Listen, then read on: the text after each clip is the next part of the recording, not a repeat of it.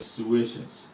On this program today, I have Pastor Questin K, who is also the director of Spirit FM. Welcome, man of God. Thank you. Thank you. Okay. I have also in the studio Mr. Eddie Maya, who's the chairman, local chairman of the Faith Day Party here in Amsterdam South. He's welcome to say hello to our listeners. Yeah, good morning. I'm not chairman anymore. Oh, I stopped working at Stadsdale at the election. okay. But you're still in the party? I'm still in the party, yes. All right, no problem. Good to have you. And we have all the way from Zeeland, Mr. Hashim Janssen. Hello, Yassim. Hello, morning. Good morning. How are you today? I'm fine. How are you? Fine. What's the weather like in Zeeland? It's beautiful. Oh, wow. I missed that place. I was there some years back, about 10 years ago. I love the place. And I want to go. So, never know, I might come visit you soon. Okay. So, we're going to proceed with the program. Let me start by asking that we have let's say, a rough working definition of what sexual diversity is all about. Now, who will break the ice by opening? I mean, by giving us a definition of what sexual diversity is. Just share from your point of view what you think it is. What it is, it's a normal definition, and it's also a definition that's in some laws in the Netherlands. And it's all about the different kinds of sexual behavior you can have. And it's very, very wide. Yeah. And it's about lesbian contact, sex between women, between men and men, men and women. That's about transgender, people who want to change their sexuality. Yeah. Also you can put the bisexual behavior. And you have two other ones, and they are forbidden by law. Which ones are And this? that is pedosexuality and bestiality. Pedosexuality. Pedo, yeah. Oh, Sex with children is forbidden. pedophile. That's not allowed. Yeah, pedophile. And sex with animals Oh, is bestiality, also, yes. not allowed. Yes. But all the others are allowed because it's between two adults who can choose for themselves what they like and what they don't like. Well, that's a question. What is your take on this? Well, Why do you define sexual diversity? Yeah, I think he has broadened it from where I was coming from. I knew of these three segments, you know. But it depends on one's orientation. You see, all of us have a different way of seeing things and the way we feel sexually. So sexual orientation is very, very important, and it's a matter of choice. Yes, it's a matter of choice. Some people discover theirs at the later part of their age, and some also from infancy. Yeah. You rightly believe, though I look like this, but I have a different feeling, and I am not what people think I am. So it's a broad subject and very dicey, because if someone accepts who he is, and the coming out is the most important thing. See, if you accept who you are and you announce to the public or to your immediate family that this is who I feel inside, that is where the problem starts. I like the way you put it. Okay, Hashim. Yes. Just say in one or two lines what you believe sexual diversity is. There are different kinds of people with natures, and with these different natures, there are different kinds of sexual orientations. This is what sexual diversity means. So it's the nature of the person that makes him orientate in a certain way. Okay. This is not only, this is a religious point of view, but it's also a point of view from the science. If you look where, for example, homosexual comes from, it's not genetic, it's not You don't get it by birth in the way that you get it from your ancestors or anything like that. So it's not genetic, but it has to do with chromosomes. And this is an all different story. It's about the information that the chromosomes gives to the infant. And for example, I come from a family with 4 sisters. My mom had 4 daughters, and I was the last one, was the 5th child, and I was a boy. And because she had 4 daughters before, her body couldn't recognize my gender, so gave me a lot of female chromosomes. This is one of the explanations where it comes from. So it's by nature that you are sexually diverse. This is the explanation about what sexual diversity is. Wow, wow! It's so controversial a topic that I hope someday there will be a resolution of the controversiality around this whole topic. Now, we want to actually look at the moral aspects of the whole thing, because those from mainstream Christianity and also from Islam don't quite endorse sexual diversity. And they don't endorse gay relationship, they don't endorse lesbian relationship and all the other derivatives of it. So I think there's an issue here. And you are an imam, for example, and I'm sure you've had some issues with maybe your contemporaries or colleagues, in your religion about your sexual orientation, for example. Is that true or not? Yes, of course. Yes.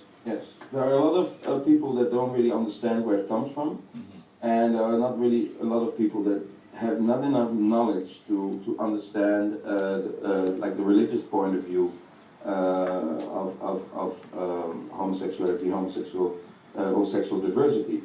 There are still people who think it's a choice to choose for your sexuality, and there are still people who really mix up the acts, that sort of like acting upon your sexuality and actual sex. There are actual sex, there's acting upon, and the difference between not and being homosexual. So a lot of people say, okay, you're a homosexual, so you're a sinful person.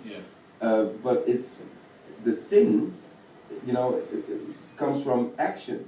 If you talk about sin, a lot of people consider to choose to act upon your feelings. A lot of people consider that as a sin. Then you can talk about a sin, but just having the feeling is not actually a sin. It's just having a feeling. But are you saying that somebody can feel a woman inside while he is a man outside and not act upon the feeling? Is that possible, really? For example, I know gay people who have homosexual feelings, who feel attracted to people of the same sex, and that's something they cannot change by themselves. So this is what they feel attracted to, and then they say, I feel this attraction, I feel those things, but I don't want to act upon those things. And if they don't act upon those things, then from a religious point of view, you cannot talk about. We're losing you over there. The sound is breaking. Because sin is an action. It's an action you make by a choice. Can you hear me now? Yeah, we can hear you now. Yeah, we can hear you now. Am I good? Okay. So again, sin is an action. It's an action that comes from a choice, but it's not the feeling. The feeling is there, but acting upon that feeling can be considered as a sin from a religious point of view. Okay. Now, I'm glad you have. Wow. You still speaking? Okay. Yeah. Yeah. I'm glad you have some Christian background as well. I have here in the studio Minister Pastor Kwesi, and I want to get his take on this on what you just said. What's your take on that? We are talking about the moral aspect of the whole thing. Yes. I mean, for me, we will have the religious aspect of it and even culture aspect of it. Yes. Each culture has its norms and beliefs and what have you. Yes. Likewise, religious point of view. You see, the way he is putting it, even if you have the feeling and you don't act on it is not a sin. But I disagree from that point of view, because I'm a Christian and I believe what the Bible says. You see, the Bible says we should not allow any wicked thought to come to us.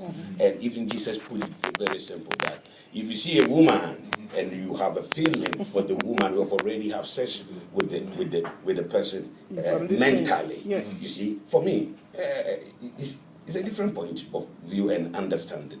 You see, but before we would deal with the religious aspect of it, if you believe in the Bible, then the argument will be solid. But if you don't believe in the Bible, then what I would say will always become a news to you, because I totally believe in the Bible. And the question is, what is the Bible saying about homosexuality? Hashim actually has a Christian background. Although he's an Imam and Muslim, he has a Christian background. Am I right, Hashim? Yes. Totally right. I've Okay. also been a priest for 6 months. Okay, hold on. So whatever you say, Pastor Christian, won't be strange to him.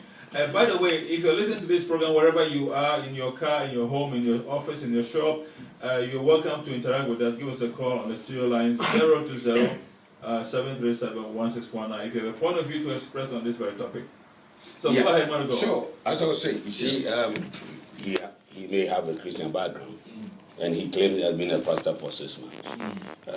For me, it does not make any difference. You can be a pastor, but you are still not born again. You can be a theologian, and you can still belong to a cult. When I was in this seminary, even a Muslim was also studying theology. Yeah, people study theology for the sake of argument. That doesn't mean you are a Christian or you are a believer in what I believe. Yes. Likewise, you can be a Muslim, but yet you are not a dedicated Muslim. Because Muslims have their rules and their norms and their principles and what they stand for. So you cannot tell me you are a Muslim and you believe in homosexuality. Because I have lived in Muslim community. And the coming out, I was mentioning the coming out. If you come out and publicly and tell the whole community you are homosexual, they will stone you. In which community? Muslim community. They will stone you. I've lived in Kano. I've lived in Nigeria, Kano, which is predominantly Muslim community. No one there comes out as a homosexual. Okay. They have a label. They call them Dandan Wudu. You see, and they stone them. They make mockery of these people. Why? Because their religious teaching forbid that.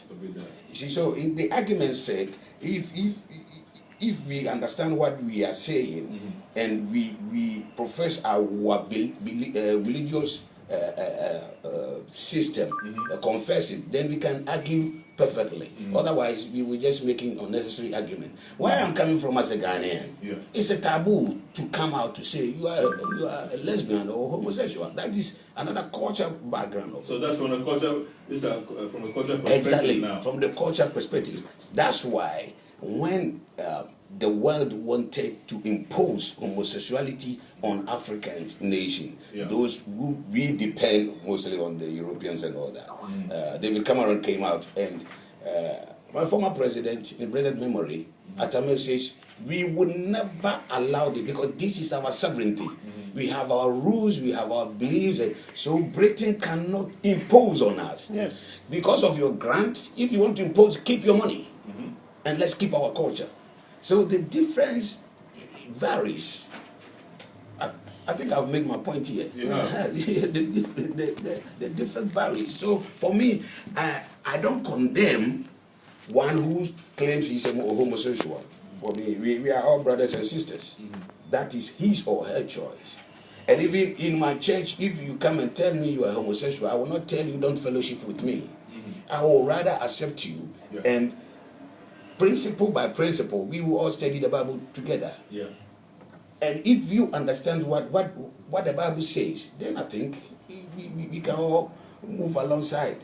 Yes, for me, I will never condemn who claims he's a homosexual. Thank you. Let me give the word to Mr. Mayor. Just share your thoughts on what are the words as a politician. and then we'll go further. Politician will come from a different angle. I think it's immoral to deny your feelings, and I think you have to admit to your feelings and act to it. but next to that you have your own choice. But every man, every woman is an individual, is a free individual, and within human rights, Yeah. I think you must be allowed to act as you like to do and according to your feelings. Exactly. And next to that, you can have some religion, but in my opinion, a religion is some guideline on which you can focus about the choices you can make in your life. And every choice has to be individual, and I don't believe in sin or no sin. I don't believe in that. Everything is good, but a human being must be happy in life and must be feeling in balance. And when you go to deny yourself, also when you go to deny yourself in your own feelings based on some religious rule, then in my opinion you deny yourself and you get unhappy, you get problems with yourself in your mind, and that can lead to different kind of complaints for your health, spiritual health or physical health. Yeah. Okay, good morning, caller. Good morning. Yes, may I know who's speaking? Grace. Oh, hi, Grace, how are you today? Okay, go ahead. It's a bit controversial and also very sensitive. Yes. I'm a Christian. Yeah. And from my point of view, if it is medically approved that somebody, because some people can be born with outright heart disease, with deficiencies and things like that. Yeah. And it might be that something goes wrong and it happens that way. That's my way of thinking. Yeah. If physically we can be born disabled and stuff like that, they can also in the medical world or biologically something going wrong. What I think is very important for individuals to consider is, be you a Christian, a believer or non-believer, are you really accepting yourself? Are you being honest to yourself? That is where it starts. Then it doesn't matter again if you're Christian and you're gay. Gay is not, homosexuality is not like going for the other opposite sex or recognizing who you are. It is a name given. But sometimes, like one of your panelists was saying, it's something that you feel. It's like you've been born and you have deficiency in your mind, or something like that. And then it turns out because you can also have women. I'm a woman. I'm very hairy. You know, I even did understood to check if it's in my hormones or things like that. It might be extreme that somebody will come about.